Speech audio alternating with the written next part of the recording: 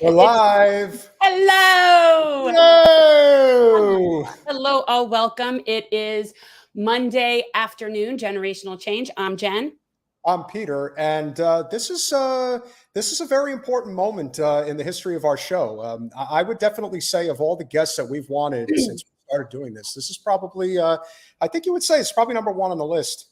Yeah, well, look, we've had a lot of good gets for our small little channel, but yeah, this is particularly Small but exciting mighty. for me. I say we're small but mighty. Yes. Yes. So you know what? This is what I think we should do, because I feel like there's really nothing I'm going to say about Dr. Cornel West that people don't know. So this is what I figure we're going to do. So I'm going to read something from his book, because this really spoke to me, and I think it really this is why I like him so. Right? Like, this encapsulates that. So I figured, is that okay? Can I read this, be our intro? He can introduce himself this way. Right. Okay. So guys, this is from Race Matters. If you haven't read it, you should. And this is from the newer edition. So I think this might even be from the preface in the new edition. So, and I quote, "I prefer to be a hope rather than talk about hope. Being a hope is being in motion, on the move, with body on the line, mindset on freedom, soul full of courage, and heart shot through with love. Being a hope is forging moral and spiritual fortitude, putting on intellectual armor, and being willing to live and die for the empowerment of the wretched of the earth." Okay, so that was, like, I think the first time I cried in the book. But anyway, I digress. But so, like, to me, it's like, that speaks to my soul. So that's He's a hero to each and every one of us, especially those in the left populist movement, have been for many years.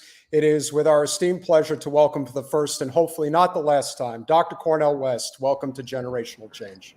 Oh, what a blessing for me to be here. I thank my beloved wife, Anahita, for facilitating all of this, but just to be able to revel in you all's soul and your language and your vision and your courage and your sacrifice is a beautiful thing. So I want to begin by saluting both of you for being, in the language of John Coltrane, such forces for good. And I say that from the depth of my heart, because you all know the cold and cruel world we live in. Oh my God. What's called, and it is cruel. Yeah. That is the truth. So I salute you. I really do. So something that is interesting to me is that I will admit that I did read this book after it had already been out for a long time, right? Like, so after the anniversary edition, and I haven't not noticed that we're still in the exact same boat in a lot of it. So when I'm looking and I'm reading, and guys, I'm talking about race matters. And there are things, and I think this was originally from a long time ago, right? Like this was a 25-year anniversary that I read, and that was already a few years ago, right? Yeah, that's true, because I think it was published about 93. So that's about 30 years now. Yeah. You all were probably in kindergarten eating graham crackers and milk. I love that you think that he and I are in the same generation. Like that pleases me to no end. But no. Because last week we were somewhere and someone thought he was my kid yet again. That's not my fault. Yeah, whatever. I think both of you look so young. I'm telling you. So, obviously, like we're in a very dark situation, and it's one of those things, like many things, where people such as yourself have been talking about the same issues for years. Like this isn't new. And we can even be specific talking about what's going on in Palestine. And this is something that you have very much been in tune with for probably forever. And so it's hard, I think, for some of us who have been aware of this to hear people are like, they're so shocked. And this is October 7th and all of this. And I have lost friends. I have family that will not speak to me. But part of that was that my reaction, and I am not anywhere near as gracious as you are, but part of my reaction to some of these people was akin to, welcome to the party, pal. And I definitely, I do not have that kindness necessarily about me that one might want, but it's very hard not to feel like I told you so. No, that's very real. But for me, it really goes back to the emergence of the species. Our challenge has always been organized greed and institutionalized hatred and routinized fear that's tied to indifference and callousness toward the vulnerable. That's the history of humankind, really. And unfortunately, that history is in no way a pretty history. It's primarily been a history of domination and subjugation and exploitation. It's just those grand moments of interruption that on a personal level, you get love. On an interpersonal level, you get love, friendship. On a deep structural level, you get some democratic possibilities so that poor and working people can, for a moment, be at the center of somebody's vision before the powers that be try to crush them or engage in character assassination. I mean, that's the history of who we are. We are a wretched species. But the good news is that we're also a wonderful species. We always have possibilities of change and transformation, possibilities of broadening those moments of interruption and eruption that, especially from below, that make the history of the species a much more complicated one than such a one-dimensional one. Hegel said just human history is a slaughterhouse. That's it. Just a slaughterhouse, and Gibbon himself, when he wrote The Rise and Fall of the Roman Empire, he said it's basically a register of human crimes and follies. And you say, well, wait a minute there. We've got some joys here. We've got some breakthroughs here. We've got some countervailing forces here, in Gramsci's language, counter-hegemonic forces here over against the powers that be, but not just the powers that be, but against the hatred and greed that's inside each and every one of our souls. You see, one of the problems, even of trying to understand what's going on in the Middle East, is that you say to yourself, my God, how can a precious people that's been terrorized and hated and traumatized for 2,000 years, indescribable evils and pogroms and holocausts and demeaning and degradation, how can they themselves then become those who terrorize and trauma? Well, there's a long history of that. You got black folk from Liberia, Black folk go to Liberia out of slavery and subordinate the indigenous Africans as black folk. You got Australia and Canada and the United States folk resisting persecution and going to subordinate indigenous people. It's a human story. The Japanese do it to the Koreans. So the question becomes, how do we in some ways not be surprised by evil or paralyzed by despair? And I love what you said to your loved ones. Welcome to the club. I didn't say it quite like that, but I wasn't as sensitive, I think, as people would have liked me to be. What? But how did you say it, my dear sister? You know what? It's sort of like someone who has been mired in this for the better part of 4 years. Like Right. someone who has like been up to here with watching horrible things and suffering. Right. What's been, Jen, if you can share your odyssey about what it's been And like. annoyed that. Yeah, I mean, look, I was raised a Zionist. I was raised second, generation native Floridian, South Florida Zionist. And the brainwashing is real. It is very real. And it's so damaging. And it's so frustrating that I'm seeing people like my congresswoman and people like Greenblatt and these people that are literally still standing there with the same lies, the same propaganda, and the gaslighting, when now we have access to the information. Like I didn't know, right? Like I didn't know about the Nakba. We weren't taught that. We were taught Palestinians wasn't a real thing. Oh, we were taught like ridiculous nonsense, Zionist, hateful nonsense. And they're still saying it. I don't understand how they can get away with still saying it when we know that we were lied to. Yeah. No, I understand that though. But isn't it a beautiful thing to see the courageous and visionary young Jewish brothers and sisters and siblings engaging in such witness? If not now, Jewish Voices for Peace, Jewish Currents. I mean, I'm blessed because a number of them actually are my students as well as my comrades and my colleagues. I'm blessed to be on the member of the board of Jewish Currents, and Brother Daniel May, who's a PhD student at Princeton. He taught with me. We taught courses on Heschel together at Union Seminar. He's one of the founders, if not now. So it's a beautiful thing to see again. We see the wretchedness. And this is Greenblatt and others trying to sustain themselves on the efficacy of lies that once were more successful than they are today. He might have kids or grandkids said, father and grand, you've been telling that lie for a while. You got me on Santa Claus.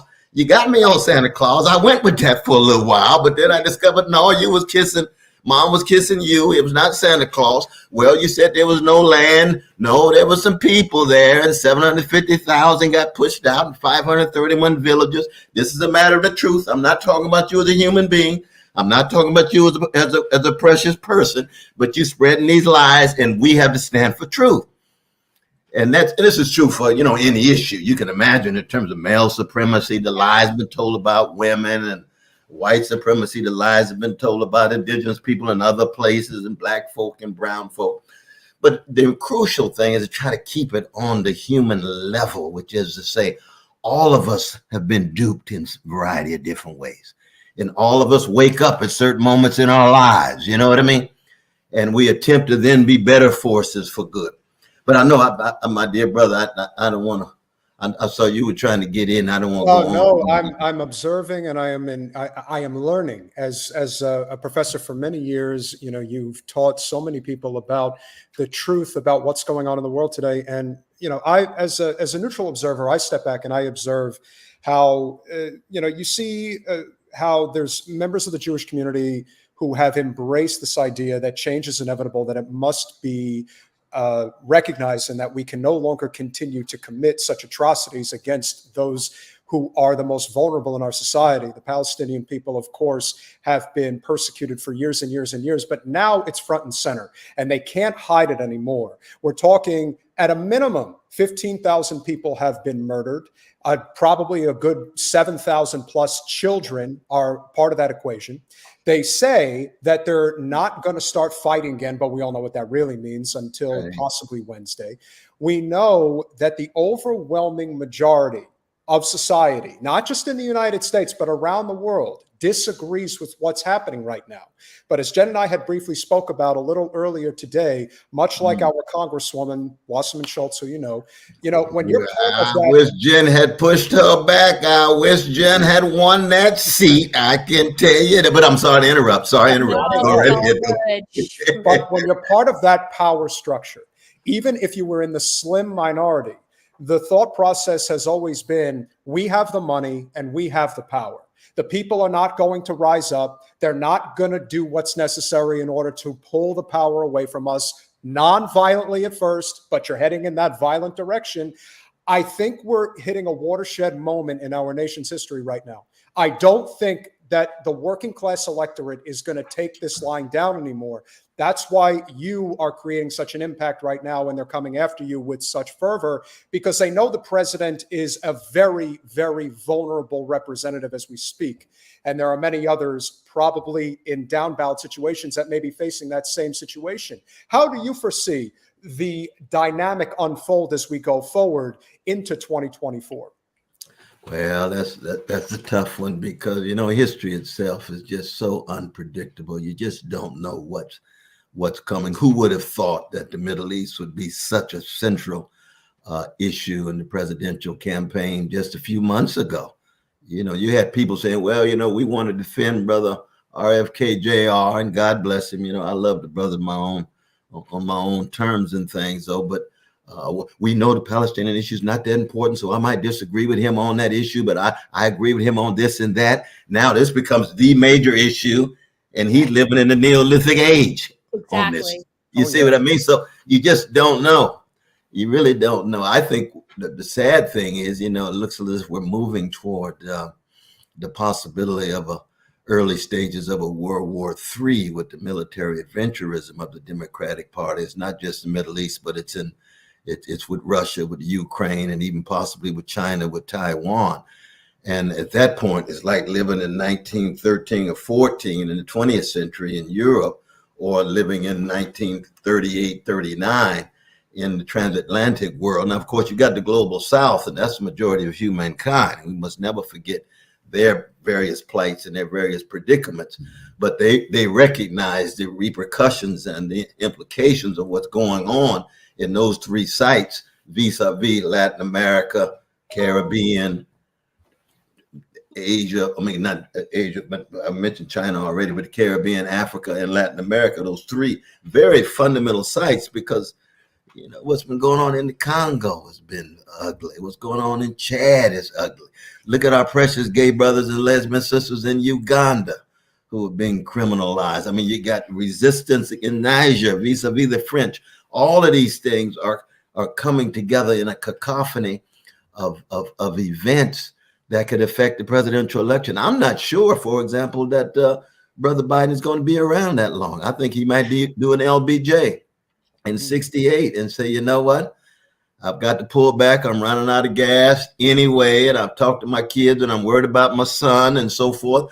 For all we know, Trump himself may be on the way to jail in ways we don't know. So then they got to go to their B teams, right? Well, who's on the B team? Oh, here come Nikki. Here come Nikki. Oh, my God.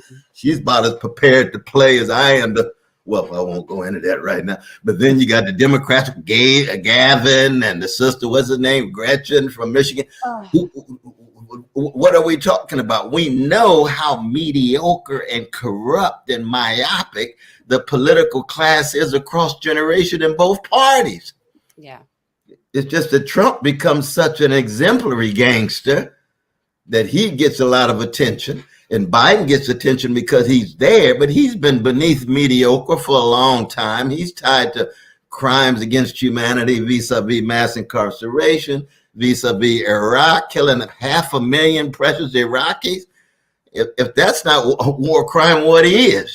Before you even get to the enabling of a genocidal attack of Israel vis-a-vis Palestinians in Gaza, you see, so that it's just hard to know. The important thing is we got to be true to ourselves. That's the crucial thing, you see, that we got to have a love for poor and working people, those Frantz Fanon called the wretched of the earth, and we got to be true to ourselves. This is the kind of human being I choose to be between my mama's womb and tomb. This is the kind of virtues I try to enact. These are the kind of visions I have. I'm going to be tied to poor and working people, no matter what color, gender, sexual orientation, no matter what nation. Why? Because they're precious human beings and they have fallings and faults like anybody else, but they deserve better lives. That's true in Buffalo. I love that interview you'll have with Sister India. That's true in Chicago. That's true in New York. It's true in Lagos. It's true in Guatemala right now. Now you got a right-wing brother taking over in Argentina. Oh, my God. We thought we dealt with that in Brazil. No, it's shifted now to Argentina. How do we keep the the possibility of poor and working class solidarity. Yeah, I think, and one of the biggest problems is not just that we don't learn from history. I mean, that's a big part of it, like not learning from history, but we're not all even dealing with the same set of history. So it makes it very hard to discuss combating problems with people when they refuse to acknowledge what caused the problems. So when you have the Democratic Party, for example, pointing at Trump and saying, well, he's the fascist. First of all, everyone loves labels and names. You know that. Like, so he's this or whatever he is, as if that's the source of all of our problems is him. And nobody in their midst wants to take a look at the neoliberalism that leads to the fascism. And so I feel like the best you're going to get from that perspective, the best you're going to get are Band-Aids, because they refuse to deal with the root of the problem. And so it really doesn't matter. I guess the difference between Democrats and Republicans is how big of a Band-Aid you get, or, you know, like, I don't know, but they're not dealing with the issue. So it's not going to stop.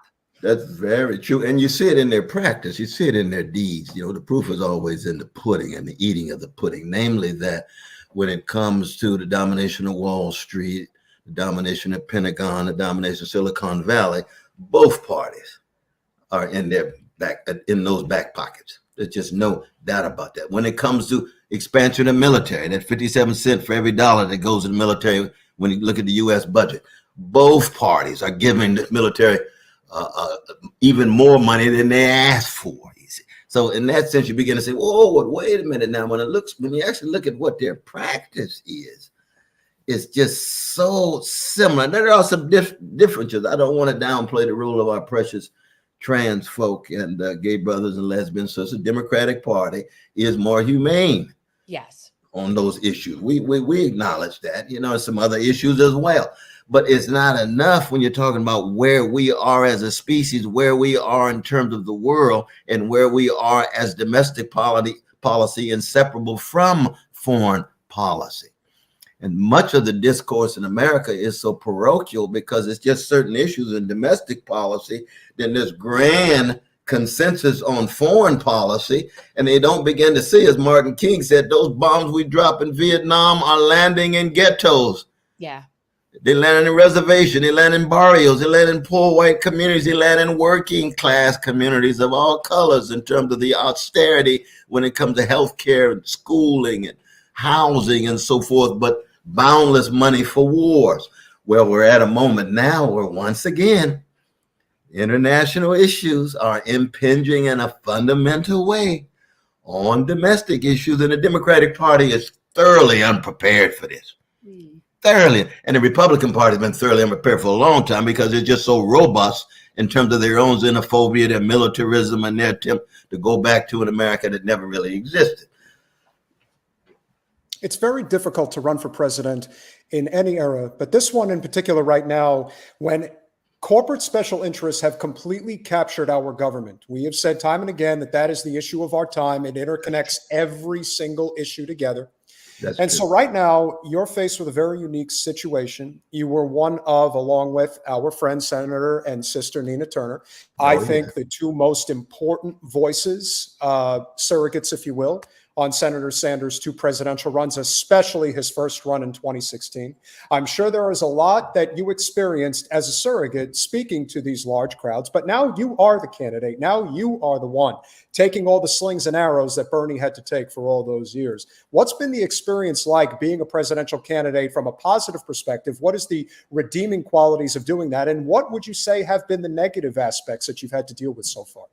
Well, the positive ones, my brother, is that you get a chance to meet some of the most magnificent human beings in the world. You really do. I mean, Americans are so heterogeneous, diverse, not just racially and regionally and religiously, but temperamentally. There's a lot of different human beings out there.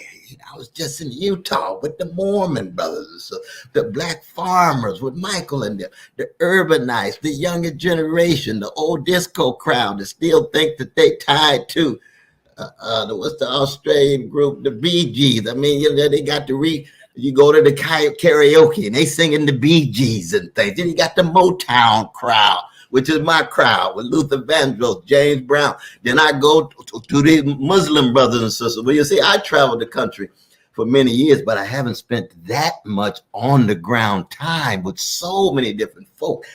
And one of the challenges is this, my God, you meet all of these different folk, and so many of them are creative and courageous and imaginative.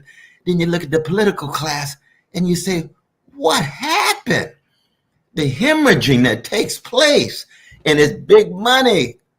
It's this big money that is just so corrosive and corrupting. It's unbelievable. The commodification of the political class, the commodification, they attempt of everything, but especially the political class, so that the lack of courage, the lack of vision, the lack of willingness to cut against the grain, the lack of trying to stay in contact with the reality of the very people that you claim that you're concerned about. So that you got the best and you've got the worst, but then you got the larger backdrop again. Because see, I don't believe in romanticizing anybody or any group, and I try not to just tell the truth to the powerful or tell the truth to the disempowered, but I try to tell the truth to myself. And that can be a painful thing. You know, William Butler Yeats said, it takes more courage to come to terms with the dark corners of your own soul than it does for a soldier to fight on the battlefield. Yes, that's true. Kafka tells me the same thing. Dostoevsky tells me the same thing. Who are you really, given all of your challenges and fears and insecurities and anxieties? Freud says the same. So that in that sense, I say to myself, well, how do I fortify myself to be able to tell the truth about myself? And then to the people who I come from, because I come from the chocolate side of town now, man. I'm proud of that, even though I know I need to criticize the black folk too. But I mean, I'm a black brother, you know what I mean? So that's mom and dad, that's Irene and Cliff, that's Shiloh Baptist Church, and that's Dramatics and the Temptations and the Emotions and the Jones Girls. That's who I am. But then I'm also an internationalist. And being an internationalist gets you in a lot of trouble, you see, because I really do believe that a precious life in West Bank, Tel Aviv, Lagos has the same value as a life in Buffalo, Chicago, and New York. They say, oh, does that mean you're not a nationalist? I am critical of any nationalism that excludes anybody, but I understand a nationalism that can be tied to an internationalism has a moral and spiritual dimension. I'm always looking for that moral and spiritual dimension. And here I'm very tied to Hebrew scripture. He or she is great. He or she was willing to spread hesed, that loving kindness, that steadfast love to the orphan and widow, the oppressed, the persecuted, the subjugated, and so on. And that goes over again certain moments in Hebrew scripture. When I hear Brother Netanyahu with his fascist self talking about these Palestinians are Amalekites. Ooh, I know what that means in Hebrew scripture, the 15th chapter of Samuel. That means you kill all the women, you kill all the children. There are genocidal moments. Same was true with the Canaanites when they got to the promised land. So you get this rich tension in Hebrew scripture. You are to spread hesed to everybody, every nation, especially the subjugated, and love thy neighbor as thyself in Leviticus. But then you've got these other realities that you've got to bring critique to bear on. You got to be willing to condemn that kind of language and that kind of that kind of action. And so I'm still old-fashioned in that sense. I'm still tied to a number of these pre-modern scriptures, like Hebrew scripture of Amos and Esther and Isaiah, and then that Palestinian Jew named Jesus, who means the world to me. You see, so that I've got to be able to negotiate my relation to those pre-modern texts and those traditions that are tied to a love of everybody, a concern with everybody, even given the very complicated realities in which we find ourselves in the late modern and postmodern world. Are you suggesting? Wait a second. Are you suggesting that Jesus was a Palestinian Jew? Oh, are you absolutely. suggesting there? Are you suggesting there are Palestinian Jews, or that Jesus wasn't blonde and blue-eyed and fair-skinned? That's Michelangelo's uncle. I love Michelangelo. He's a great artist and things, but don't put your uncle in for my Jesus. No. He's a Jewish brother, a swarthy complexion. He had woolly hair, but in the end, It's not even a question of his color. It's the kind of human being he was that went into that temple protected by 300 troops, the largest edifice east of Rome. And what did he do when he got in that temple? He ran out the money changers. Why? Not because he hated rich people. He hated greed. Yes. He hated avarice, and ends up on the cross executed as a political criminal, even though he wasn't primarily political. He's very much a spiritual and moral brother, but he had political consequences. He's willing to go against the Roman Empire, and the Roman Empire put him to death. Sometimes you got to do what you got to do. Sometimes you got to do what you got to do. I feel like I am in that boat right now with a lot of people, and it is very like it's most unpleasant, but it is what it is. There's just nothing I can do. I mean, it's like I didn't create this situation, and yet the level of anger toward me is like, I guess just as a talking head, you know, people want to direct their anger at whoever, and it's not, I did not create the problem, you know, like I'm just simply saying this is the problem. Because so a lot really, of people, they want to shoot the messenger. True. Because a lot of people are looking in the mirror for the first time and they don't like what they see. So the general reaction is to run away from it. You know, you brought up a really great point, Dr. West, that I wanted to circle back to. You brought up the whole concept of nationalism. There's a lot of people in this country, rightfully so, who can throw a lot of slings and arrows at Mr. Trump. What I don't like is when they sling the arrows at the working class, downtrodden people who follow him because their lives have been ruined by this very system. Maybe they didn't latch on to Bernie Sanders. Maybe they haven't latched on to you, but they're latching on to Trump, not because they're vile human beings, as the neoliberal consensus media apparatus would have you believe, but because these are desperate people in desperate times and they don't know where else to turn. And I think you speak to that better than probably anybody else does in this very moment. I think it's very important to distinguish between those who are seeking help and those who are seeking to take advantage of those who are in need of help. Oh, you are so right. You are so right. I mean, both of y'all are so right about that. We know that what was about 1 out of 8 of those following Trump actually supported Bernie, and about 1 out of 12 actually voted for Obama. So that people are subject to a whole host of different changes in light of the lens through which they view the world. But the objective reality is that they have been victims of a corporate globalization that has left them behind in terms of their access to a job with a living wage, health care, decent housing, safe community. And if we don't speak to that, then all we have is fascism in our future.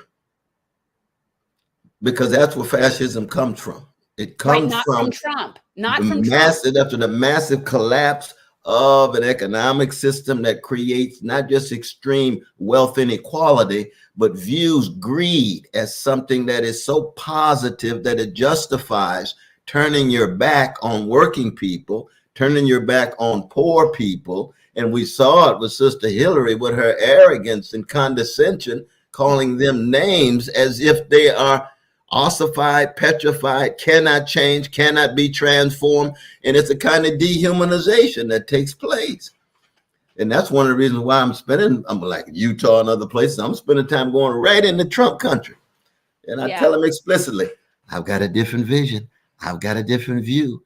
I'm deeply in solidarity with how you're wrestling with the various forms of suffering, the various forms of economic deprivation, the various forms of being marginalized, the various forms of being looked down upon by professionals, and the professional managerial class has built into it a certain kind of arrogance toward working and poor people. Yeah. And as we know, it's only about 37 or 38% of our precious fellow citizens who ever set foot in a college.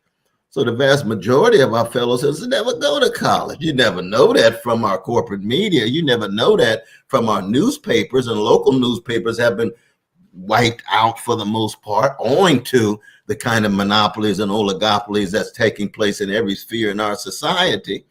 And so you get working people who then follow a neo-fascist piper like Trump, who acts as if he's so concerned. And he's about as concerned to poor and working people as I am concerned about the worms right outside in the backyard here because he has no history, no record of being deeply concerned at all. Not at I'm a all. very concerned person. I totally care about the working people. They're good people. I totally need their vote. After that, it's not so important. But before then, I need their vote. That's it. Brother, you as good as Randy Credico. Well, no, Randy's very, very, very, very good, but you are very good, though, man. He does Bernie, he does Bernie Trump, too? and he does Bill Clinton very well. Dr. West, I just want to come on here and say you have my blessing. Go run for president. You're doing a good job. Unfortunately, my day has passed. I need a new person to take the mantle. You're doing a wonderful job. You did good for me. I do good for you. Go out there, support Dr. West for president of the United States. He needs everybody's support. That is my dear brother Bernie from Brooklyn and Vermont. That's him. That's him. It's just sad to see old brother Bernie, just becoming so. I'm so sad. Why is his name not on the ceasefire letter? Like this whole thing is like we're living in this bizarro universe where up is down and down is up. And the fact that we're arguing over whether calling for a ceasefire is somehow anti-Semitic and genocidal. It gets even worse because we put out this is crazy. And we put out a post on social media acknowledging what happened to those 3 innocent young people. And this is important, Dr. West, because I really would love for you to touch upon this. Bernie has an opening right now to really use whatever political influence over the populist left that he still has to say, now is the time for a ceasefire. They literally attempted to assassinate 3 students at the University of Vermont in Burlington, probably only a few blocks from where Bernie actually lives, and basically taking it right to his front door to say, yeah, it's gone too far now. And the one thing that I have noticed, especially from the aristocratic Zionist crowd, they have been pointing out, forgive me, I don't want to butcher the name, but it's like a kefe cloth that they wear. It's the shawl. The shawl. If you look online, you know who I'm talking about. The very affluent Zionists who fear for their lives, like their lives are in imminent danger right now. They don't feel look safe. Look out for the Palestinians wearing the shawl. They're dangerous people. Well, you know what? Somebody finally decided to listen to them and say, all right, I'm going to gun them down. And who's to say that's not the last time that isn't going to happen? I feel that if there ever was a moment where Bernie could really step up and do something, it's now, because he has political capital to go and do it. Will he? I'm not holding my breath. No, that's a good question. That's a good point. And actually, in October 2021, he actually wrote about an immediate ceasefire. You all know that, right? Yes. We got it right there on the text. But I think right now, you see, once you become part of the establishmentarian network and make certain kind of compromises, it's very difficult to be the free self that you were when you were over against the establishment. This is true across the board. We've seen it with the Squad and so forth and others. It's a human thing.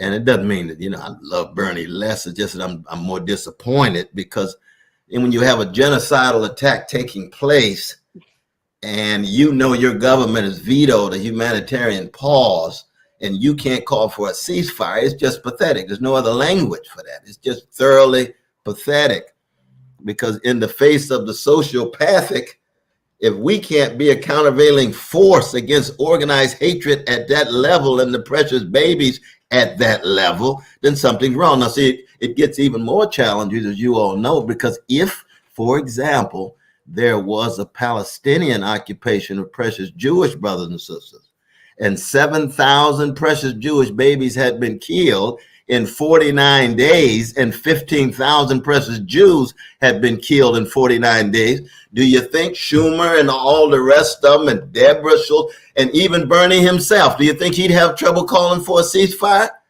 Well, see, that's an important question to raise, because I know it's a thought experiment, but it sharpens the thing of what is the real moral and spiritual content of your stance. Well, and that has to be at the center of it. What's one of the things that I've put out there is, what if the Hamas militants ran and hid in a hospital in Tel Aviv?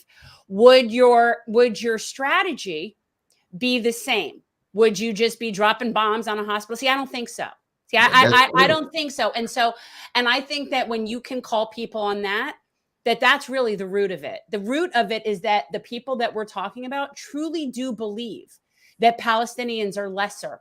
They truly do believe. That's true, Sister Jim. And so it's hard to, because we now know it's a 5-to-1 ratio. Is that it? Because I've been wanting to know how many Palestinian bodies for one Jewish person. It's 5-to-1 apparently. No, actually, it's about 15-to-1 now. But who's counting? Okay, but it's like nobody's talking about these people that are being released from Israel that were predominantly teenagers and women and kids who have been sitting there for years. And we see all this coverage of these people. Oh my God, they've been held hostage for, a month and a half, whatever it's been. And no one's talking about, why was Israel holding a whole bunch of teenagers without due process? No one's talking about that. That's exactly right. That's so true. And for me, it even goes further than that, which is to say that there's no doubt in my mind that Charles Schumer and Debbie Wasserman and the others, if it were the other way around, and there was a Palestinian domination, occupation, 75 years and so forth, the U.S. government would be supporting the Jewish version of Hamas. Yeah. They would be freedom fighters. They would be the ones we need to be in solidarity with. And you see, I believe that a war crime is a war crime. I don't think Hamas should be killing innocent people, no matter what. I've argued this with my black brothers and sisters for 40 years when Nat Turner killed some white kids. I'm with Nat Turner in terms of engaging in war with combatants, and you can blow up property. Yes, indeed, but not innocent people. But the sad thing is that if the U.S. government had it flipped over, the U.S. government would be trying to convince us why we should be supplying military equipment for the Jewish version of Hamas, which is early on, and because every liberation movement has its own violent freedom fighters, and you have to have some moral constraints on them. But there's always going to be folk who opt for violence rather than nonviolence.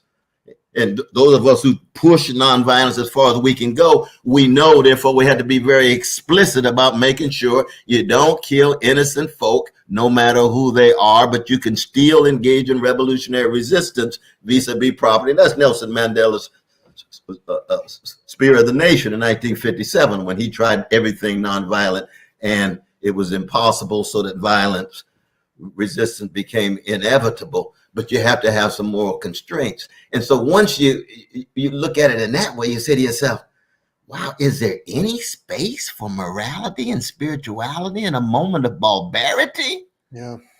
Is it wrong that I expect more from the people that aren't born into a concentration camp to have more of a healthier mindset? And, it really is true that one man's terrorist is another man's, freedom fighters. And it's really a matter of what side of the wall you're on. And I just find it like it's very frustrating that people don't see this to me. And I don't advise terrorism. Yeah, Dr. West. Absolutely. I agree with you. Dr. West, the other point that I think is not being talked about enough in corporate media, what a surprise. But I also think in a lot of independent media as well, there's a big element of what's going on right now that I think a lot of people are missing. There is a distinct there is a class war that is being fought on this issue like every other issue. If you look at the loudest voices in the room who are saying Israel is benevolent and could do whatever the hell they want, it is usually people from the affluent class. Everybody else, almost universally, is against this genocide, and it is a genocide, no matter how many ways you spin it. But the people that are saying that this must be done are people who are of exceptional means. I see that across the board in almost every political issue that we're fighting upon today.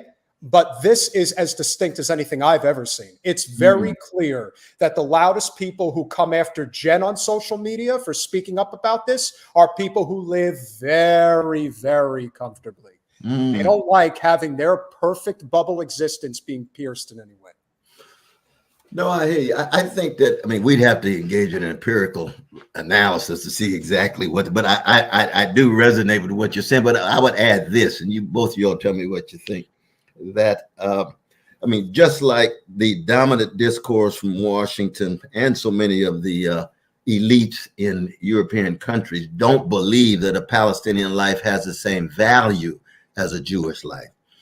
The notion that a Jewish life has less value than a non-Jewish life also has a long history, and that cuts across classes, that cuts across regions and fellow Christians. You know, we Christians have made a major contribution to anti-Jewish hatred in the name of Jesus. And then Muslims who were much better early on now have picked it up. So I don't want to argue that anti-Jewish hatred or the claim that a Jewish life has less value is necessarily tied to one particular class. That ideology just cuts across classes, religions, gender, and sexual orientation. But in the present dialogue, it's true that the well-to-do have been those who have said, enable that genocide in the name of Israel has a right to defend itself. Wait a minute, everybody has a right to defend themselves. Absolutely. That doesn't mean that the water systems go under, the health systems go under, there's no electricity, there's no food, and there's nowhere to go. That's genocide. That's a crime of genocide. That's beyond war crimes. That's beyond the other kinds of crimes. That's the crime of genocide. Yeah, Israel's been above the law since 1967 at least, and they don't follow international law, and we generally don't care. In fact, the last time I remember something coming up with them with the International Criminal Court, we just said, oh, you know what, we're going to drop out of that. They don't like Israel. We're just not going to participate in the International Criminal Court anymore. So there are no repercussions. And when you say that, like, to me, this is not self-defense. This is like preemptive defense. And that's very, very questionable from an international law perspective. It's a very gray area. But I'm going to say they're in violation.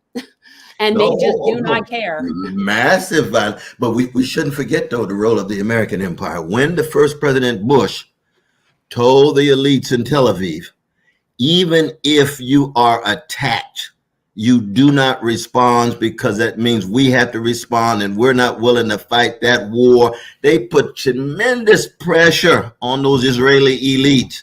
And, George Bush is not the best example of courage. Let's just be honest about it. But when the American empire does impose its pressure on its client state, that client state either has to respond positively, or if it responds negatively, it's only for so long. Now, Netanyahu has been able to resist. And when he gave that joint session, that lecture to joint session, and went at Obama, and Obama had already been enabling the Israeli apartheid for so long, he still gets a critique. And Netanyahu does it with impunity, But for example, now if I won, oh shoot, I'm dismantling the US empire. I'm telling you across the board, I'm an anti-imperialist. I want America to be a decent, dignified nation among nations. We do not need to be an empire with total dominance spectrum across the globe and want other nations to defer to us, our interests, our image of who we think the world ought to be. No, that's not the way it is. I'm a jazz man. I don't come in dominating. It's one voice among others, and that we have a distinctive voice. There's something that can be very positive about the American voice. We got some decent American folk. We got some great American traditions of abolition and feminist movements and labor movements and anti-racist movements and anti-homophobic movements. They are as American as the Ku Klux Klan. Martin Luther King Jr. is as American as Richard Spencer. But the question is, how do we galvanize and make that more dominant both here and around the world? And what does that usually mean? It usually means we get attacked, assaulted, or assassinated. Character assassination or literal assassination. That is the cross that every freedom fighter must bear in order to attempt to be a leaven in any social loaf, American loaf, Israeli loaf, whatever it is. Dr. West, as we wind down the conversation, obviously a lot of people want to know what your plan is should you pull off the miracle that is needed right now. If you are able to win, let's say things really start to maneuver in the next year and they are independent debates that are held. We're certainly hoping that you'll have the opportunity to have a bigger platform and raise more money, build more infrastructure, and so on. So what would a Dr. West presidency look like? You know, we've had a lot of distinguished guests on our show that think that you should be announcing who your cabinet would be if you were lucky enough to win. And we've talked about this. My suggestion, Dolly Parton, Secretary of State. I put that out there to everybody who comes on here because I honestly cannot think of someone who would represent us better. I'm just saying. She's still got it. She's still got it. And that was before the other. That was before that recent show. Yeah, before the recent show. Oh, I still think that. Oh, yeah, no, Dolly's my girl. Well, I tell if you were that 9 to 5 song reminds us of the great Barbara Ehrenreich. We just had a wonderful memorial for her and her nickel and dime classic text. Those two go hand in hand in terms of dealing with working class folk of whatever color. But no, I think that, our first aim is, of course, just ballot access. That's why we're in Utah, California, Arizona, and other places.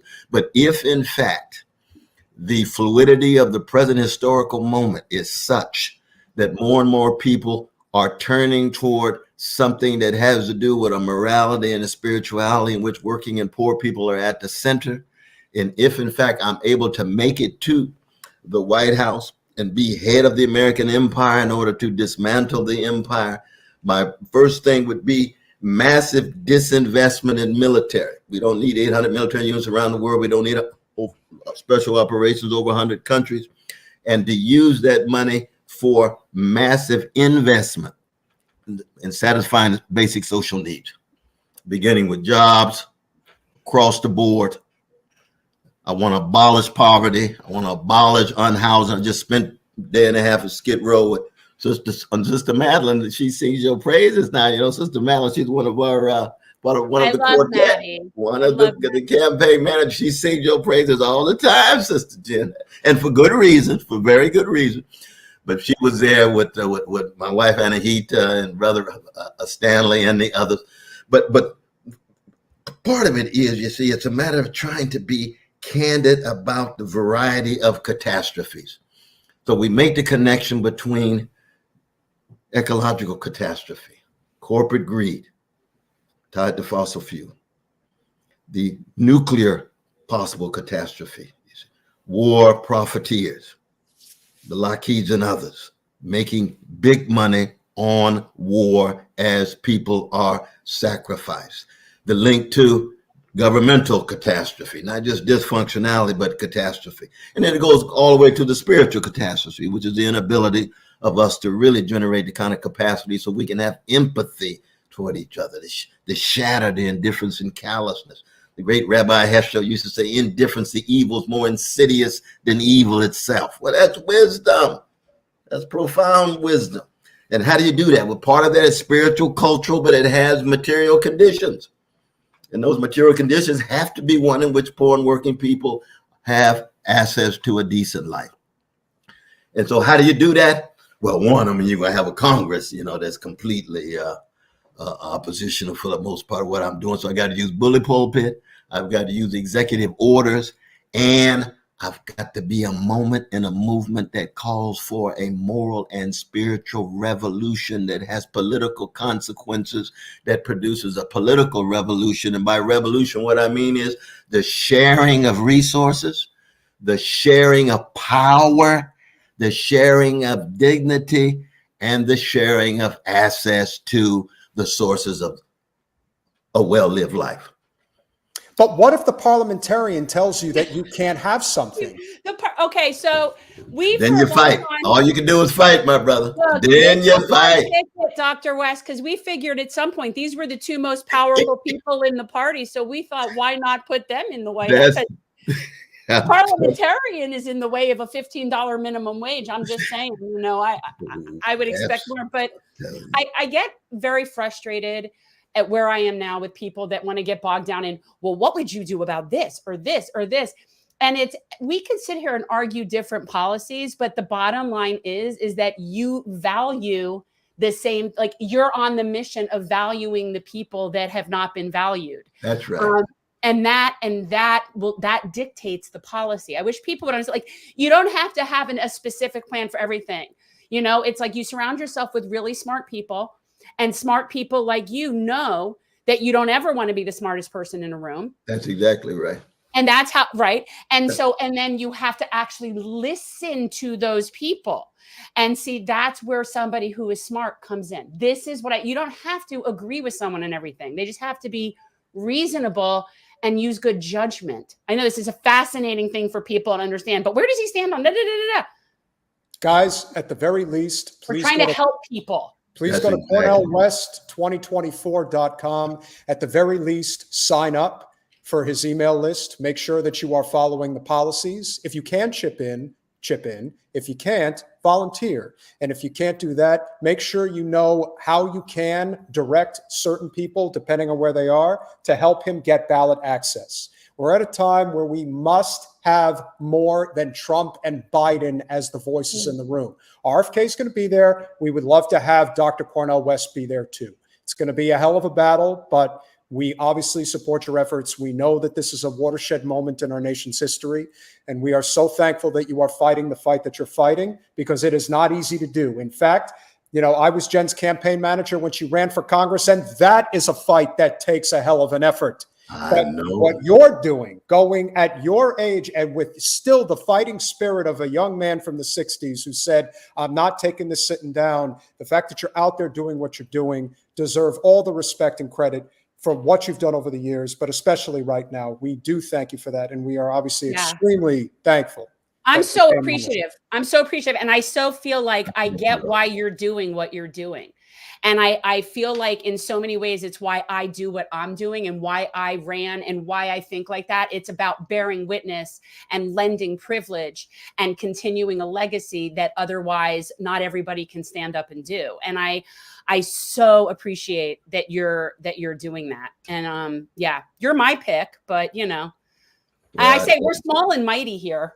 Oh, no, you all work in Florida in a powerful way. People think of Florida, you just think of Sister Jen, Brother Peter. They are cutting against the grandstand, holding up the moral and spiritual standards, the bloodstained banner, and at the same time, that blood, sweat, and tears that goes into the witness that you bear.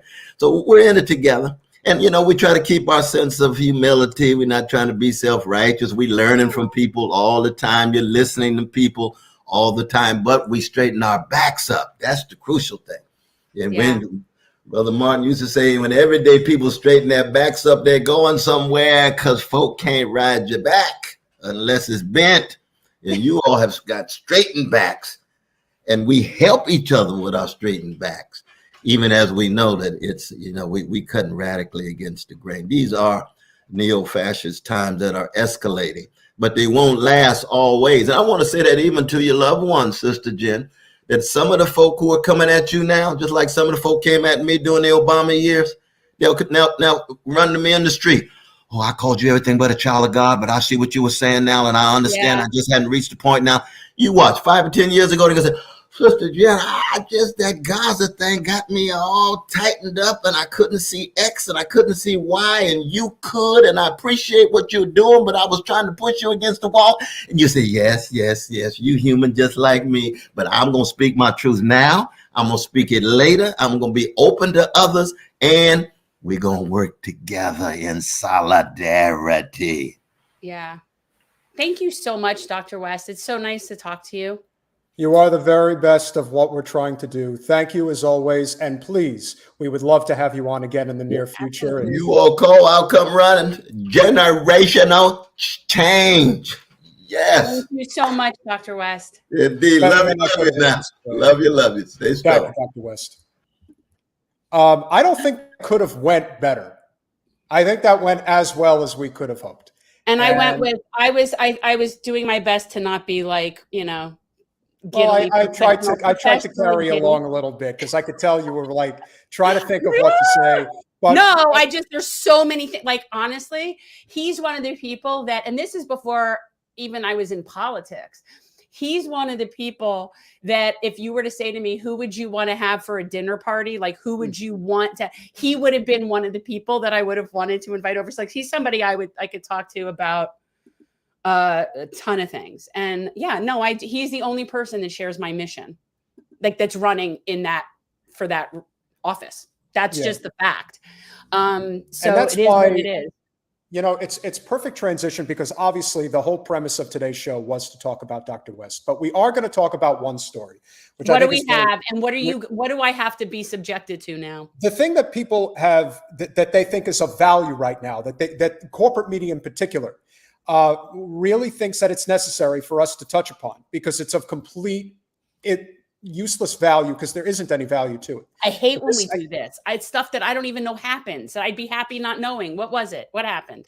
Well, Mr. Mitt Romney, of all people, wants you to know he is really not liking Donald Trump and Vivek Ramaswamy. So he wants you to know that he likes the Democrat, because of all the people that should be supporting the Democratic Party, it is the person who is the embodiment of the vulture capitalist class that have destroyed our society. So here we go. Who do you like in the Republican field? Anybody. You know, I'd be happy to support virtually any one of the Republicans. Maybe not Vivek, but the others that are running would be acceptable to me, and I'd be happy to vote for them. I'd be happy to vote for a number of the Democrats too. I mean, it would be an upgrade from, in my opinion, from Donald Trump and perhaps also from Joe Biden. Look, I like President Biden. You know, I find him a very charming, engaging person. There's some places I agree with him, but most places I disagree with him. I think he's made all sorts of terrible mistakes, but I would like to see someone else run. All right. So fortunately for me, guess what? Because of our stuff and it was slow, it was frozen for me. So I didn't get to see it. So I don't really care. But what I do want, you could talk about it in a second. Donald James, we do normally do the show here. Peter's normally here, but he is in New Jersey. He'll be back the next show we do. Yes, I will. Guys, if you are not currently subscribed, make sure you hit the subscribe button. Make sure you click the bell so you get reminders of when we go live. And if you are so inclined, do make sure that you go over to patreon.com/generational change for as little as $5 a month. You can become a supporter of our small but mighty channel that gets guests like Dr. Cornel West and Nina Turner. And you will get the Lulu sticker. Lulu is Jen's adorable Catantatoulier munchkin dog. She is not in studio at the moment, but she makes an appearance every once in a while. If you are a $10 a month Patreon, we will figure out how to better compensate than just a little sticker. You'll get my undying affection and love. And I've said it, guys, if you have any interest in communicating with me, like I've said it before, I am not on social media. So I'm not saying what you guys say. The only way you get to communicate with me is through Patreon. Well, that's also true, but we also have Cash App. So if you are so inclined and don't want to put your information on the grid, you can go to Cash App, $Gen Change, and any amount that you can contribute to help grow our channel is tremendously appreciated. For those who do donate $25 or more, you will get yourself the Generational Change jersey. Of course, Jen and I are both wearing or the purple. You can have either. You can pick. And then, of course, if you would, there's the website to go to, patreon.com/generational. Yeah, we appreciate it. And thank you to new members who joined Donald James. That's very cool. I haven't been able to follow everybody, but we are back to being monetized, which is for nice. However long we can, which is nice. It helps, you know, like it was definitely an interesting couple of months there. Yes, it is. And we definitely, as Jen has said many a times before, she definitely has her suspicions as to why we were demonetized. And that's what keeps me from thinking I don't see how it won't happen again. And it is certainly likely that it will happen again. But listen, it was, to just recap, it was a phenomenal interview with Dr. West. We'll produce we'll have at least 3 clips from this interview. He calls out RFK in a very professional and polite way, but in a way that was necessary, particularly about Israel Palestine. He likes RFK and says you fail on this issue and there is no it's unacceptable. He also acknowledges the fact that the way people call out Donald Trump is completely backwards. If you want to call out Trump for his policies, that's fine. But you call out people who vote for him, people for the most part that are the downtrodden in this society in one way or another, not right. And then, of course, he did get into what the vision of his presidency would be all about. And I thought he was very on point and very sharp. And so, yeah, guys, and I highly recommend, and if you do read Race Matters, if you do it as Audible, Dr. West does his own Audible, which for me is amazing. Like, you're literally getting like a sermon, it sounds like, from it. It's great. It's really, well, it's a good book. But anyway, highly recommend. Point of the interview with Mitt Romney. And keep in mind, guys, Mitt Romney is on his way out from the U.S. Senate. And yet, for some reason, this guy who ran Bain Capital, you know, for those of you who want to know what the real life Gordon Gekko from Wall Street is in congressional form, it is Mitt Romney. Yeah, he's just a plutocrat, and he's an old school, you know, hang out at the club plutocrat, and he does not like the crassness of somebody like a Donald Trump at his country club. And that's really all it is for someone like him. He doesn't have principles. He doesn't have like anything. He doesn't stand for anything. It's not like, oh, Trump's policies are bad. He doesn't give a shit. Not at all. When you look at Norah O'Donnell, who I used to like, but obviously her career ascended to such a level, and the way that she looks, the way that she smiles, like, oh, isn't Joe Biden such a good man? Isn't he so polite? Isn't he?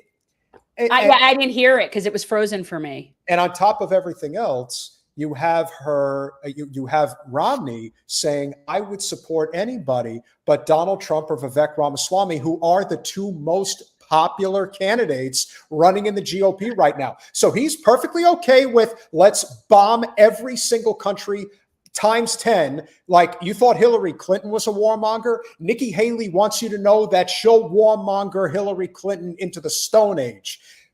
They're sitting there and sweet talking Genocide Joe. Yeah. So you when you're sitting there and saying you'd vote for Genocide Joe over anybody, really, that's telling. It's very telling. Beyond telling. And if that's not enough, you're in a situation where, whether it is Ron DeSantis, and look, there's no expectations as to what's going to happen on Thursday night. Apparently, Governor DeSantis and Governor Newsom are going to go forward with this debate. Who the hell knows what it's going to be about, if it's going to have any value. Jen and I are still of the belief that Governor Newsom is the backup plan, whether it is at the Democratic convention or even earlier potentially. But he is the person that, if you're looking for a scenario where Biden is not the Democratic Party nominee running next November, Gavin Newsom is the most likely person who will replace him on the ticket. And so that's why he's out there debating Governor DeSantis right now. And we'll see what ultimately comes of it. But every time DeSantis is in the public eye, he just looks so horrible. Like his persona, the way he's so stiff, his smile is forced. Like there is nothing likable there, you know? And so I think the more that he's out there, his numbers are just going to only go down. Jamie, here's what I would tell you about Vivek Ramaswamy.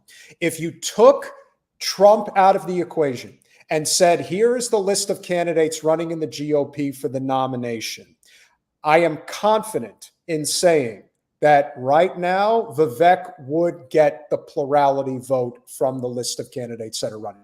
In my opinion, I could be wrong, but Vivek is clearly running the Trump lane and is trying to be a part of the Trump administration. That's the most likely scenario from anyone who recognizes that Donald Trump will be the Republican nominee for president of the United States, whether as a free man or as an incarcerated man. Either way, that's what's going to happen.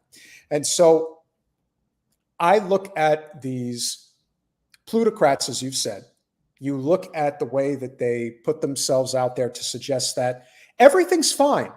to think that the world is literally on fire right now in more ways than one. Yeah. And they're sitting there conducting an interview as if to suggest, well, decorum is the most important thing in the world right now. So we must have again. But everybody, have you not noticed that all of these, and I could even tie this into that ridiculous garbage that Debbie put out the other day with her head up Biden's butt. It's just all you're going to be seeing now on mainstream media, regardless of whether it's with an interview from Mitt Romney or a tweet from her, whatever it is they're going to be promoting, is all going to be people talking up Joe. So that's all that they can do, is to try to keep some semblance of a campaign for him. I think you're right. And Jamie, I have no problem, with the prospect that DeSantis could be the inevitable knee-jerk reaction if Trump was out of the equation. And I don't also think so, though. Yeah, I mean, listen, the one thing that's painfully clear is that Nikki Haley was getting the anti-Trump vote and is getting it in substantial numbers. However, her response, especially when it comes to foreign policy, which is to be the biggest war hawk in the room, whether it's because she's the only woman who's on the stage, much like Hillary Clinton always felt that she had to prove how much of a war hawk she was. I think it's something else. I'll tell you, but I don't think that's what it is. It's possible. I'm not disagreeing, but what I am saying, if you're cognizant in any way right now in terms of where the country's going, where the world is going, we are moving in a direction that is away from endless war.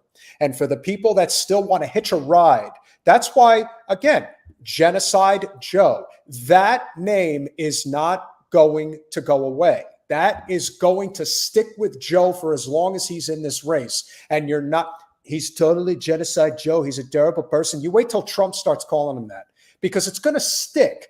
Just like Crooked Hillary stuck, well, Genocide Joe is going to stick. And so we are in this sort of watershed moment of enlightenment that we hope will stay. We hope that this is what the new normal is going to be, that we are moving towards a populist future that involves the working class people of this country finally having a substantial amount of influence over the political discourse that we are currently dealing with. As of this moment, still jockeying for position. But I think we're definitely moving in the right direction. That's Who did Joe kill? No, well, the term is regarding basically just the supporting of genocide militarily, financially, morally, seemingly, and basically just being okay with that. Yeah. There's no question that if you have the ability, and again, this is the whole thing about genocide means exactly what it means. And actually right now, Joe Biden, Anthony Blinken, and Lloyd Austin are all currently being sued for being complicit in a genocide and allocating money to a genocide. So it's interesting that you don't think the words matter. The words matter very much. And according to international law experts, many of them who are participating in this action, what is happening right now is in fact a genocide by definition. And what is happening in Gaza right now is by definition a genocide. And the reason why Biden is an accessory to the genocide is because the United States has at their disposal foreign aid to the tune, for this country that is the size of New Jersey, $4 billion in peacetime. In wartime now, they're getting an excess of $15 to $20 billion, and that doesn't even include the endless supply of weaponry that we are now giving to Israel to commit genocides. That it would be happening regardless of Biden. Absolutely, I do agree that it would. I do agree it would. But if he's willing to put his stamp of approval on it, then he's willing to be called Genocide Joe. Because if I don't hear you standing up against it, that means that you're supporting it. Yeah. Same difference. And you know what? Just like he is a big fan of things like the felony murder law. Does everybody know what's the felony murder rule? If you don't know what the felony murder rule is, so let's apply that here then. Okay, Joe's a big fan of things like the felony murder law. Let's hold him accountable under that. He doesn't have to do it himself. How's that? The point is, do we think that the same would be happening under Trump? Almost assuredly, it would. Of course. And But I could be calling him genocide Trump. Oh, that doesn't sound right. I don't know. We'd come up with something else. We It would. has nothing to do Yes, with that. But okay. the buck stops there, doesn't it?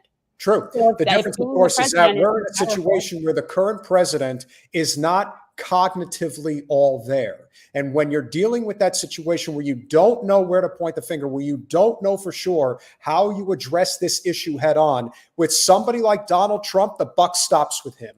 And he would ultimately decide if this genocide were to continue or if it was to stop. With somebody like Joe Biden screaming at him and telling him that he's wrong, I'm not really sure if that could do anything anyway. But it's still important to point it out. It's still important. Metal, have you not been following our show for so long? Our tax dollars don't pay for anything, okay? That's not our tax dollars. That's not how this works. Please, I am begging you. You've seen so many of our MMT episodes. You must know this by now. Tax dollars are not funding the war effort. Yeah. Sorry. I have to, I mean, you know, like we have to keep it real. And I know, like, you know, Steve, which is exactly why that is a perfect transition to Thursday, because Thursday we're going to have this conversation with one of our, of course, favorite guests, and that is Steve Grumbine of the Real Progressives. He is going to let us know why this war that is being fought right now, the money that is being allocated to Israel is money that isn't being allocated to us, the taxpayers. But here's the thing, and here's the rub with that, is that even if our tax dollars weren't being allocated for war, that doesn't mean that they would be allocated to us either. Well, they want us to live in austerity.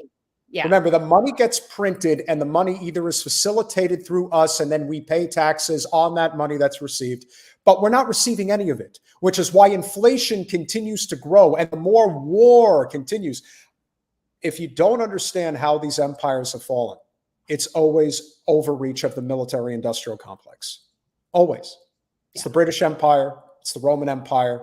Genghis Khan, all of it. Nobody is saying Biden's committing the genocide. We're saying he's complicit in a genocide. Absolutely. And as the president of this country that is being complicit and standing as an ally to a country doing that, yeah, he's going to have to wear that little scarlet letter. And yeah, I don't think it would matter necessarily. Metalopoly, Trump said that regarding Ukraine, Russia. If he says that regarding Israel, Palestine, then you're onto something. He hasn't said it yet, and I don't expect him to say it anytime soon. So we'll see. But as we said on Thursday, I believe we're going to go live at 8 o'clock on Thursday. So we will get back to you on that.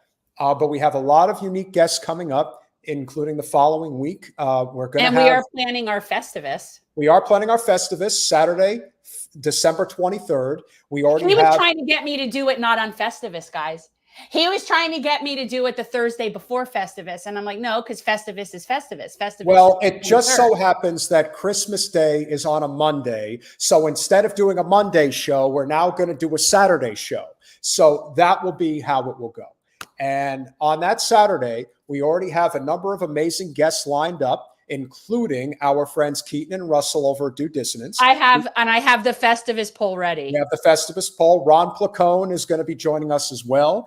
There will be plenty of other guests that will come in. I did reach out to Sam Cedar. I would love for him to come on at least and air some grievances. We messaged Katie Halper. We'll see if Katie will join us as well. Anybody who's a big Seinfeld fan, like our good friend Jordan Chariton at Status Quo, we would love to have him join us. Yeah. Well, and anybody really who wants to air grievances. Kevin Gostola was very good at airing grievances. Yes, he came with a list. Like there are some people that take the airing of grievances very seriously, and listen, credit where credit's due. When Crystal Ball was on, she had a list too. She checked it twice. You know who would also be good at airing grievances? I think Margaret would be really good at airing grievances. Kimberly would be great. Okay, yeah, I could. Margaret would be very good at airing grievances. But yeah, I mean, it's just that's it. But who do we have next week? Next week, we are going to have a lady, Cheryl Arndt, who you were very anxious to get on. I actually follow. So for people who know, I don't do social media like interactively. I have my business Instagram, and I do follow some cool people on that. And she is one of those people. She is somebody who is like an anti-racist educator and is somebody that specifically works towards helping white people get over their caucasity. Okay, which was what I call it. And I very much appreciate her content, and I appreciate how she has linked it with what's going on in Israel. And really, it's a really good job of breaking things down. And I just really like her. So I kind of just wanted to meet her. So we invited her to come on and chat. So we'll have her, and then we are going to have somebody I'm really looking forward to having on. Friend of the Eisenhower Media Network, Colonel Larry Wilkerson will be joining us next Thursday. So you need to come with some good questions, because that is somebody who was in high place at some very interesting times. Yes. So it will be a very interesting conversation. And then again, as we mentioned, on December 23rd, mark your calendars, Saturday, December 23rd from 7 to 10 p.m., we will be having our third annual Festivus live stream with lots of wonderful guests and, of course, the airing of grievances. And there will be plenty to air, especially this time.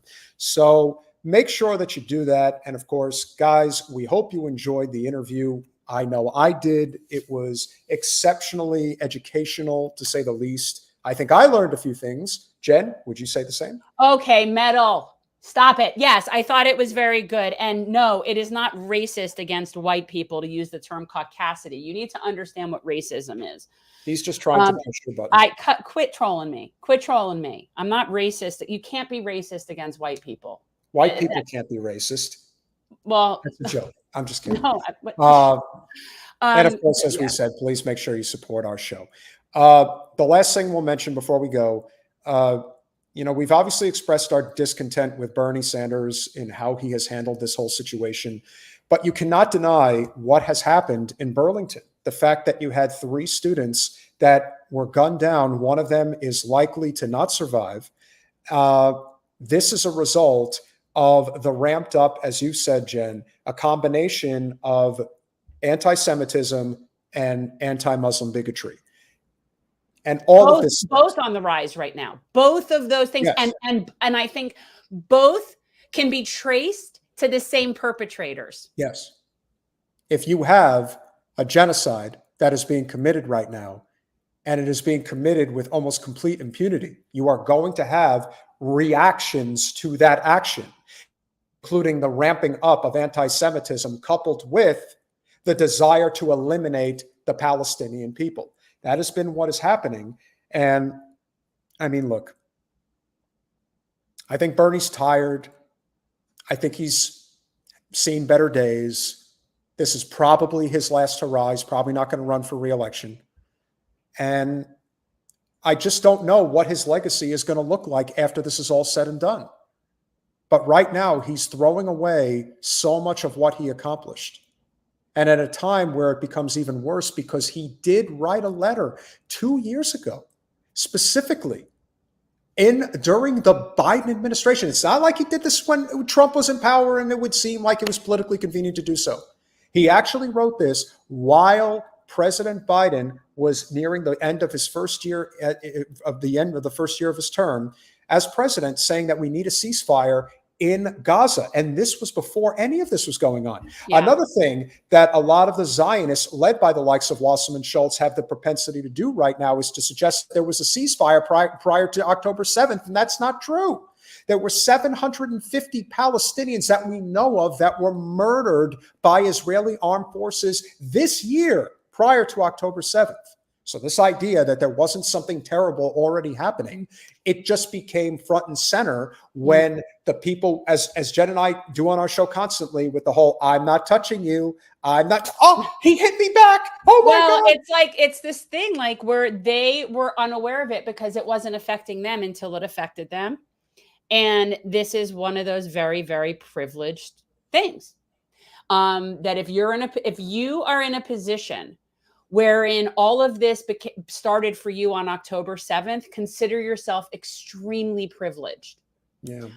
Because that to me is just a level of willful ignorance at this point that I cannot tolerate. And for someone like our congressperson to act like she doesn't know any better, just to be saying her little talking points to get her AIPAC paycheck, It's disgusting to me. The But great these are people that truly believe that Jewish people are worth more. They believe, like they truly believe that is indisputable. Anybody who supports the AIPAC mission believes that Jews are the chosen people, full stop, Yes. which means that they believe that they are ethnically and morally superior to everybody else. Well, it's their birthright. They actually, they believe it's their birthright. And as you and I have pointed out time and again, the second you introduce your divine opinion into this equation, the second religion enters the conversation's over. It's over. I am a firm draw the line in the sand at the separation of church and state. I do not give a damn what you believe in, because the reason I don't give a damn what you believe in, because what you believe in is your choice, just as that is my choice. There are over 4,000 religions in the world, but you somehow believe that yours is correct. That's fine. You can believe that, and I have no problem with you believing it. But the second you cross that line where you are going to affect my ability to live my life because of what you believe, bullshit. It's over. Well, it's just, I keep trying to tell people that the Bible is not some sort of legal document. It's not legally binding like a deed. You know, the deeds that a lot of Palestinian people have to property that they've been kicked off of, that's actually legal documents that you're ignoring. But if, like, for anybody citing the Bible as any sort of reference, then we can't have a discussion. Jamie, I will not consider the Bible in discussing geopolitics. Jamie, thank you very much. And I will take a look at that op-ed that Bernie wrote. I'm sure it's very good. You know, we want his name on the list. Why is his name not on the ceasefire? But he's got to put his name on the list. It's time. It's time. I can't believe right now he has total political impunity to do it. There is no one that is going to tell him he's wrong, that he literally just has to say, they are gunning down innocent Palestinians. I cannot tolerate that.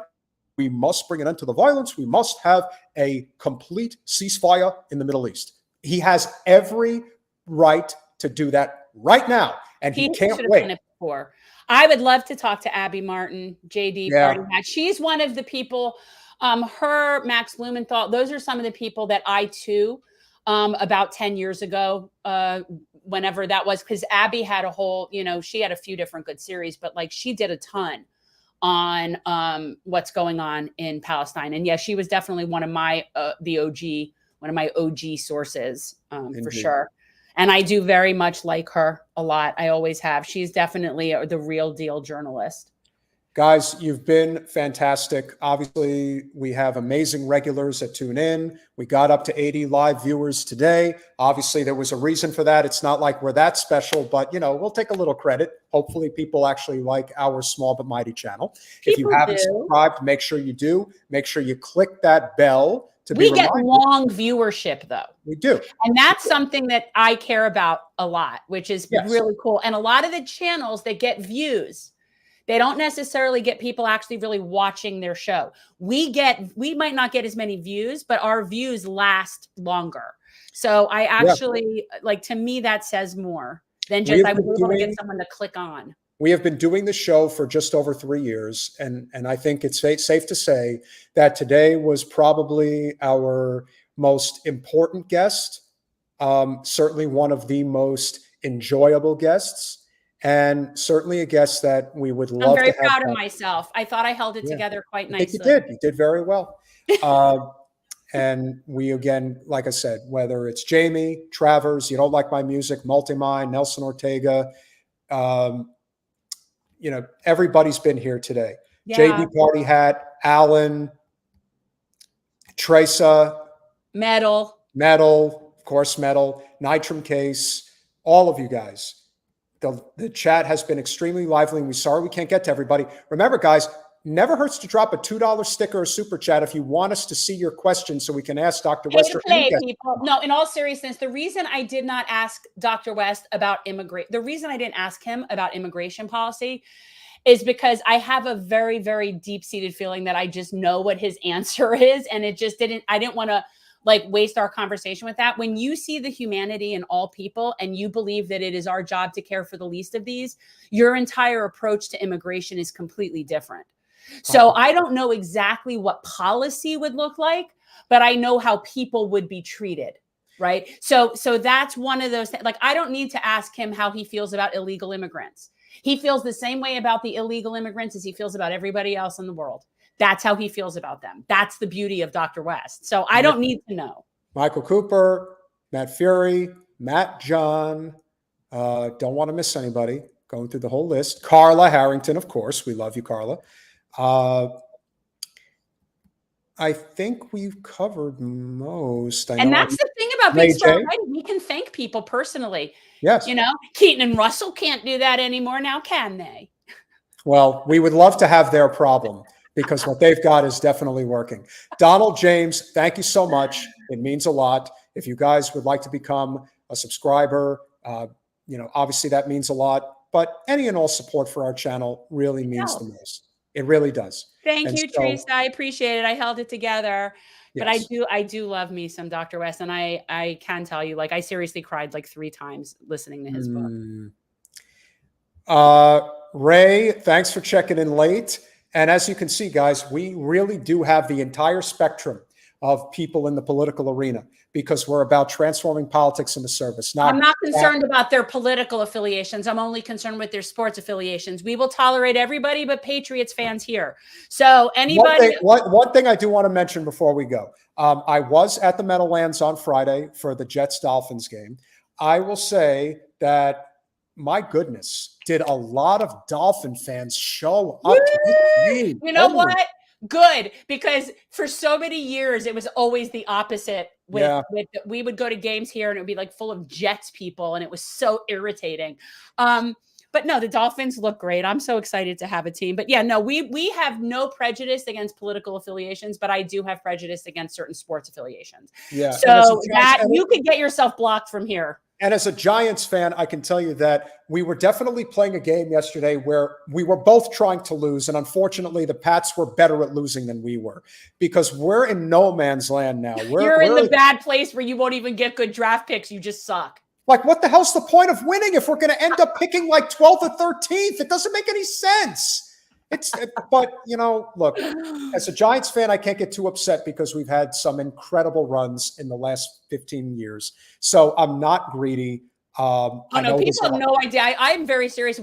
You've seen me, like, we'll be at like a polling location and I will only take issue with somebody if they're wearing like I will go up to somebody and take issue with them if they're wearing a Patriots hat, not if they're wearing a MAGA hat. Ray, the truth of the matter is that in the NFC right now, it's the Cowboys and the Eagles and it's everybody else.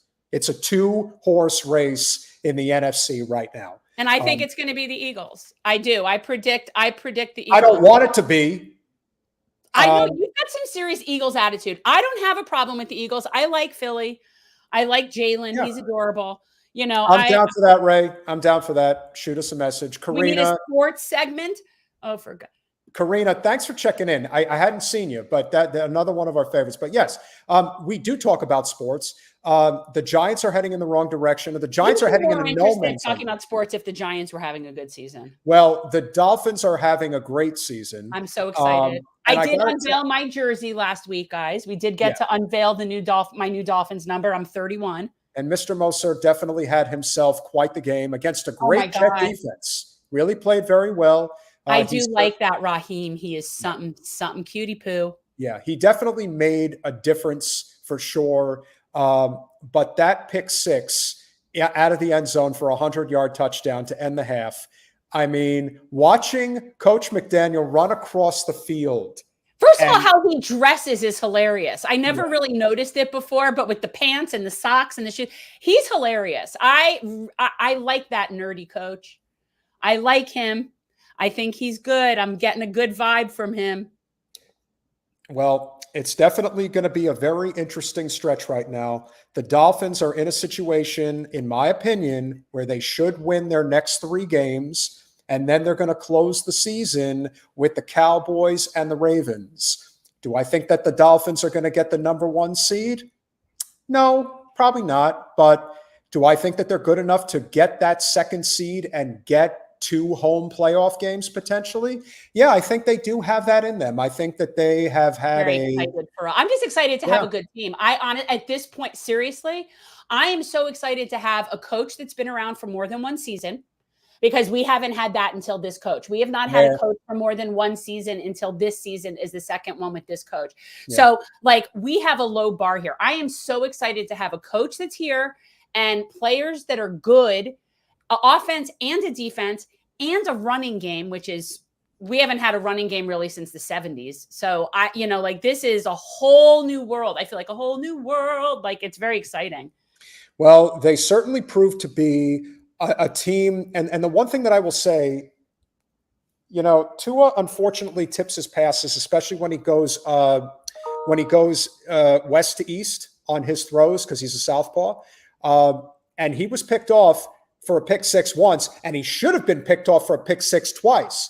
But ultimately, because of the coaching staff that he has, they adjusted at halftime. They figured out how to right the wrongs, and they ended up completely blowing the Jets out. Not that the Jets really had much going for them, but you know what?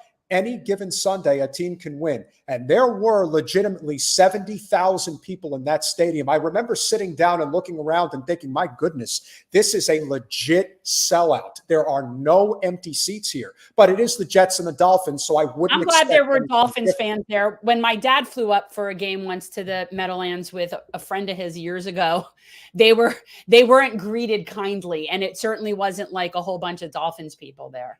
Yeah, no, I definitely agree. Hey, look, you know what? Could you imagine a Dolphins Cowboys Super Bowl? Now I'd be like living a house divided. We'd be living in a house divided. But that would say, and Ray, you bring up a very good point. I do think if the Cowboys are going to break the hex, it's going to be because Jimmy Johnson is now being welcomed into the Cowboys Ring of Honor. I think Jerry Jones has finally humbled himself enough where that's going to make a difference. So we'll see. I don't honestly, and as much as I do love my Fins, I don't think they're going to get past Kansas City. I think Kansas City still has a lot left in the tank. I don't know if they have enough to win it all this year. I'm not sure. The team that I really think is probably the pound for pound best team top to bottom is probably the Baltimore Ravens. We'll see what happens when the Dolphins and the Ravens play. One can only hope, regardless if it's for the top seed or for the second seed, because this game will be played in Baltimore. If the Dolphins and the Ravens, when they meet on the last day of the regular season, this game could determine at minimum the 2 seed, but it could determine the number 1 seed in the conference. So a lot could happen over the next month. This is an exciting time to be a sports fan. I don't get all wrapped up into that. Peter, I'm a Dolphins fan. We dream small, man. We dream small. You're talking seeds. You're talking seeds. Like, I'm just sitting here like, I can't believe I was able to be excited to buy a jersey. Okay. You're taking this to a whole other level. I can't wrap my head around what you're talking about, man. I'm just glad I have the class of the AFC. In my opinion, it's pure and simple. It's the Kansas City Chiefs, the Baltimore Ravens, and the Miami Dolphins. That is the conference. Now, the Buffalo Bills could be sneaky. We'll see if they even get in. We saw how they competed yesterday in Philadelphia. We'll see if that lasts. As far as the NFC is concerned, I agree. It is the Cowboys and the Eagles. You can throw the 49ers in there. The reason I'm not putting the 49ers at that level is because I don't trust Brock Purdy. It's not that I don't think he's a good quarterback. I think that their defense is almost on par with both the Cowboys and the Eagles. But when you get right down to it, say what you want about Dak Prescott and obviously Jalen Hurts, they're more trustworthy in a big spot than Brock Purdy would be. So we'll see. And they're clearly not going to have home field. Not that that's the biggest thing in football or any sport other than basketball. Peter could have a sports show. It doesn't need to have me on it. I think you know enough to talk. At least I know about my team, and I know about cute quarterbacks. I know basically all. I know mostly. I know quarterbacks from teams because I just generally am a quarterback girl. Well, as Brenda says, home field advantage. Dream small, baby. It's true. You do have to dream small. I'm happy. This season could end that. Like, we could lose the remainder of the season. I'm still happy. Like, we're good. I don't think that's going to happen. I think I don't either. But I'm just saying, like, I have small needs to be met here with just having a team. Maybe this could be a very special year. We will see. Soon enough, we will see. And so with that said, smash that like button, share, subscribe, do all the wonderful things we ask you to do. We love you all. We'll see you Thursday.